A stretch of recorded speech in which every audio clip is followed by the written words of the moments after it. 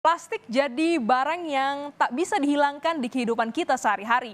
Sayangnya, penggunaan plastik yang makin masif tak dibarengi dengan pengelolaan sampah yang bertanggung jawab, sehingga plastik berakhir di laut dan mengganggu ekosistem.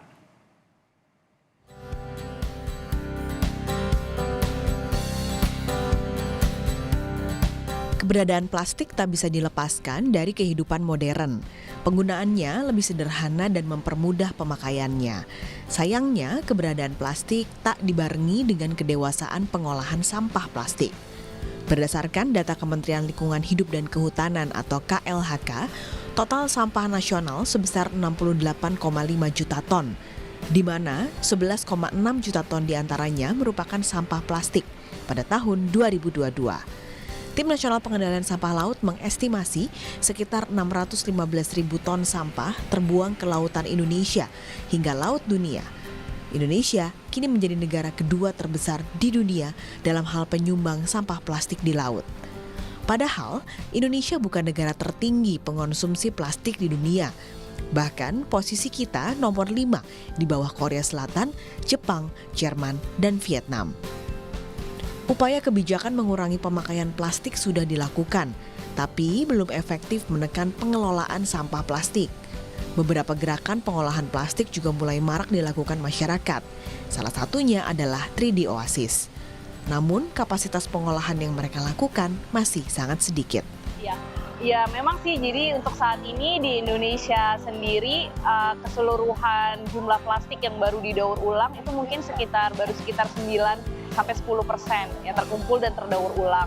Kalau menurut kami salah satu tantangannya adalah sebenarnya untuk mendapatkan bahan baku sampah atau sampah plastik yang berkualitas, karena seperti kita tahu untuk saat ini di Indonesia penyortiran sampah belum ada dari sumber atau dari masyarakat secara langsung. Kalau sebagai perusahaan baru yang merintis, ibaratnya waktu kita merintis 3D Oasis, tantangan utamanya waktu itu sebenarnya selain dari segi sumber plastik itu sendiri adalah dari segi pendanaan waktu itu. Karena di saat kita mendirikan 3D di tahun 2017, mungkin kebanyakan pendanaan terkonsentrasi kepada tech startup atau fintech kayak gitu. Nah, alhamdulillahnya untuk sekarang kan sudah mulai berkembang venture capital atau impact investor yang mereka mau untuk berinvestasi terhadap perusahaan-perusahaan yang bukan hanya berdampak bagus secara finansial, tapi juga memberikan dampak dalam lingkungan atau sosial. Untuk mengumpulkan sampah, 3D Oasis melakukan kerjasama dengan warga sekitar. Sumbernya untuk yang kita di Tangerang ini mayoritas dari lingkungan sekitar aja. Jadi dari Tangerang, Jakarta, Depok, pokoknya sekitar Jabodetabek, sekitar lokasi area. Untuk sumbernya sendiri, untuk sampah plastik botol kita ambil dari mitra-mitra kita, yaitu para pengepul-pengepul yang sekitar lokasi pabrik. Jadi mereka mengumpulkan sampah plastik tersebut dari pemulung, dari lokasi publik seperti pasar, sekolah, dan pusat-pusat keramaian lainnya yang mereka memberdayakan juga masyarakat sekitar mereka untuk memilah, membersihkan, dan juga mengirimkan ke lokasi kami.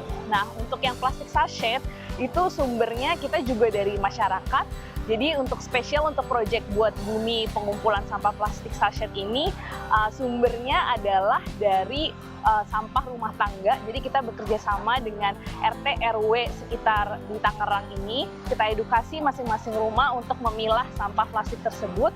Lalu kita kumpulkan, kita jemput dengan motor sampah-sampah plastik sachet yang dikumpulkan, dan mereka akan mendapatkan kupon setiap minggunya. Jadi setiap bulan ketika sudah terkumpul kuponnya akan kita berikan berupa sembako gratis seperti itu. Firdaus Ali, pakar lingkungan dan akademisi Universitas Indonesia mengatakan, agar penggunaan sampah plastik tidak semakin banyak, maka perlu adanya integrasi data solid waste management dengan hidrologi. Perlu menerapkan konsep daur ulang yang kuratif, serta penggunaan material alternatif secara intensif seperti material bioplastik sebagai tindakan preventif. Kuncinya bukan di mana-mana, kuncinya ada kita bersama. ya. Nah, sehingga kemudian tadi kata kuncinya ya tadi bahwa bagaimana kita membangun kolaborasi, bagaimana kemudian sinergi tercipta, tentunya bagaimana kita mengedukasi diri kita bersama ya melalui apapun level kita ya, karena kita penting mengingatkan diri kita kembali. Nah, yang berikutnya apa? Kita butuh semangat untuk mentransformasi diri kita melalui inovasi-inovasi yang ada untuk apa? Untuk solusi persoalan yang ada, karena semua itu merupakan investasi untuk menyelesaikan persoalan lingkungan kita ke depan. Dan saya yakin sekali dan saya ya sangat percaya sekali bahwa Indonesia, negara yang sekarang menjadi ya tadi percontohan banyak hal ya, kemajuan kita berhasil melewati pandemi, masa-masa sulit ya dibandingkan negara lain, kita sukses di G20 ya, tentunya kemudian di KTT ASEAN yang kita juga hostnya. Ini modal besar untuk apa? Untuk kita kemudian melakukan transformasi diri untuk apa? Untuk menjadi bagian dari solusi masa depan lingkungan kita. Timbulan sampah plastik global diperkirakan akan mencapai 33 miliar ton di 2050. Dunia modern memang tak bisa hidup tanpa plastik, karena plastik bukan musuh peradaban. Tapi keberadaannya harus dikelola dengan bertanggung jawab agar tidak berakhir di laut dan merusak ekosistem. Tim Liputan Kompas TV.